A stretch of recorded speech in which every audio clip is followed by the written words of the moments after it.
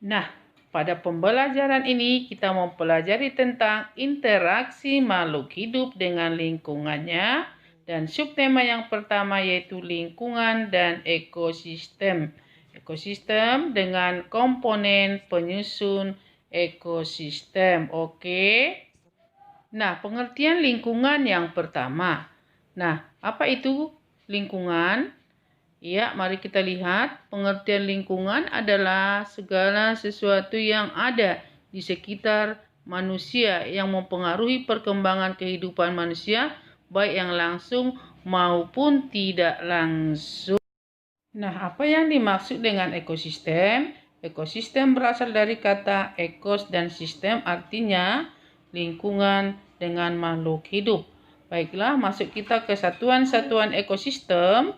Boleh kita lihat mulai dari tingkat yang paling rendah, yaitu yang disebut dengan individu, yang berasal dari bahasa Latin individuum, yang berarti tunggal. Contohnya, satu ekor panda. Dan seterusnya kita lihat populasi adalah kumpulan dari individu yang sejenis. Satuan ekosistem yang ketiga adalah komunitas. Komunitas adalah seluruh populasi yang hidup bersama dalam satu daerah. Jadi komunitas itu adalah kumpulan dari populasi yang saling berinteraksi, yang tinggal di satu daerah. Yang berikutnya adalah yang keempat adalah ekosistem, yaitu kumpulan dari komunitas yang melakukan hubungan interaksi dengan lingkungannya. Jadi ekosistem itu adalah interaksi antara makhluk hidup dengan lingkungannya. Nah, kita lanjutkan adalah satuan yang berikutnya, yaitu adalah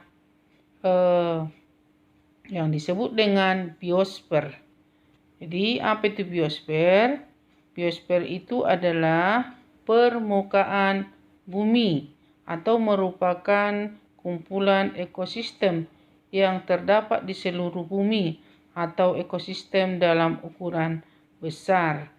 Ya, itu artinya biosfer. Nah, sekarang masuk kita ke bagian komponen penyusun ekosistem. Yang pertama adalah komponen biotik, yang artinya komponen makhluk hidup. Nah, komponen biotik itu adalah sebagai produsen. Contohnya adalah tumbuhan yang berwarna hijau. Produsen dibagi menjadi dua, yaitu fotoautotrof, artinya yang dapat menyusun makanannya sendiri dengan bantuan cahaya matahari, yaitu contohnya tumbuhan hijau dan alga. Nah, yang kedua adalah kemoautotrof, adalah jenis produsen yang menyusun makanannya dengan bantuan zat kimia, kemo. Contoh bakteri bereduksi sulfur. Baiklah, anak-anakku sekalian, kita lanjutkan ke yang berikutnya, yaitu yang kedua adalah konsumen. Ya, apa itu konsumen? Konsumen itu adalah pemakan. Ya, makhluk hidup yang tidak dapat membuat makanannya sendiri, berarti dia tergantung kepada makhluk produsen. Disebut juga dengan istilah heterotrof. Ya, jadi yang termasuk ke sini adalah manusia dan hewan. Berdasarkan jenis makanannya, konsumen dibagi menjadi tiga. Yang pertama herbivora, pemakan tumbuhan. Yang kedua karnivora, pemakan daging.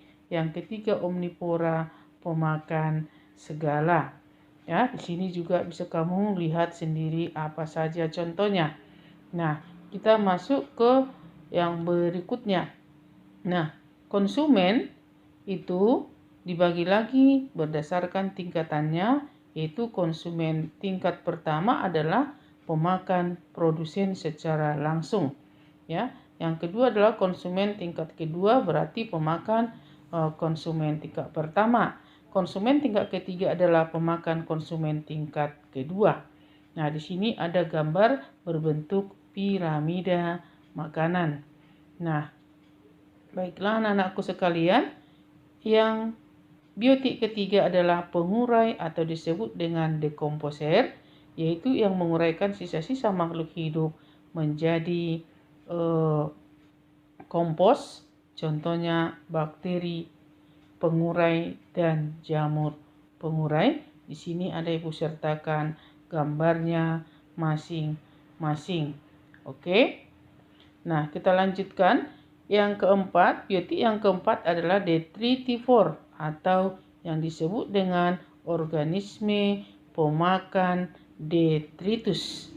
Nah, apa itu detritus? Detritus itu adalah serpihan-serpihan makhluk hidup yang mengalami proses pembusukan di dalam tanah yang sudah diuraikan oleh bakteri dan jamur lalu dimakan oleh detritivor. Contohnya adalah cacing tanah, rayap tanah.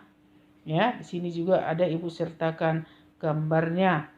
Ya, kemudian ada yang termasuk ke dalam pengurai yang tadi. Di sini ada gambarnya masing-masing, yaitu seperti jamur. Ya, ada karnivora seperti singa. Nah, kemudian masuk kita ke komponen abiotik. Abiotik artinya A tidak, berarti benda tak hidup atau sama dengan benda mati yang ada di sekitar yang mempengaruhi atau mendukung makhluk hidup dalam suatu ekosistem untuk melaksanakan seluruh aktivitasnya. Di sini yang termasuk ke abiotik adalah ada air, tanah, udara, cahaya, suhu, dan zat-zat kimia yang sangat diperlukan oleh makhluk hidup. Nah, di sini ada contohnya, ya, ada air, ada udara, ada tanah, semua ada gambarnya. Baiklah anak-anakku sekalian, sampai di sinilah dulu pembelajaran kita untuk hari ini. Nah, untuk minggu depan kita masuk ke subtema yang kedua, yaitu bentuk-bentuk atau macam-macam interaksi.